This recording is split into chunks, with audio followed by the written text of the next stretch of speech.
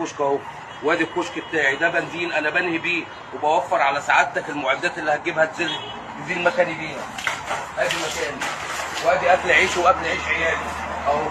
اهو يا سياده الوزير، اهو يا سياده الوزير. انا ما كنتش عارف من الدوله ديت غير حته الكشك ده اللي كان ساترنا انا وعيالي، اللي هو فيه بضاعه ما تتعداش ال 50,000 جنيه، لكن كنت راضي بيه والكشك بتاعي كل الناس قالت ان هو مش عامل اشغال للطريق. ساعتك ما بتاخدش لا بكلام نواب ولا بكلام الناس اهل البلد اللي قالوا الكشك بتاع رجب الصغير ما بيعملش اشغال للطريق. بدات انهي عشان انهي يا سياده الوزير اكل عيشي واكل عيش عيالي اهو يا سياده الوزير اهو. ادي الكشك بتاعي واكل عيشي واكل عيش عيالي، مش هطلع منه غير المصحف بس، وهنهي بيه يا سياده الوزير، وهنهي بيه عشان انا اتعرضت لظلم كتير قبل كده، اتلفق لي قضايا. انا عارف ان بعد البث دوت هبقى مطارد من الحكومه بسببك يا سياده الوزير، بس انا متعود على الظلم لان اتلفق لي قضايا كتير زمان، ظلم وعدوان. لو في عدل كانوا سمعوا كلامي وكانوا فتحوا تحقيق للقضايا اللي اتعملت لي قبل كده ظلم، لكن انا لسه لحد اللحظه بتعرض لظلم يا سياده الوزير.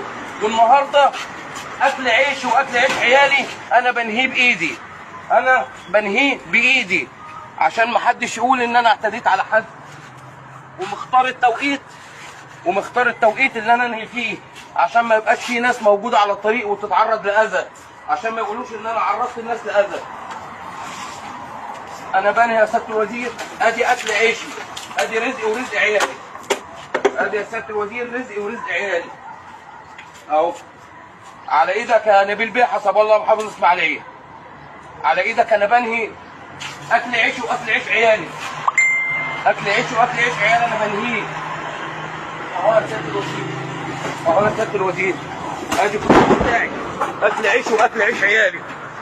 يا ريت يا معالي الوزير يبقى كده استريحت من مواطن كان عاوز ياكل عيش.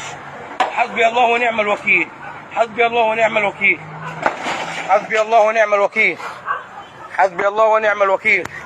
ادي مكان اهو، ادي الكشك بتاعي اهو. حسبي الله ونعم الوكيل.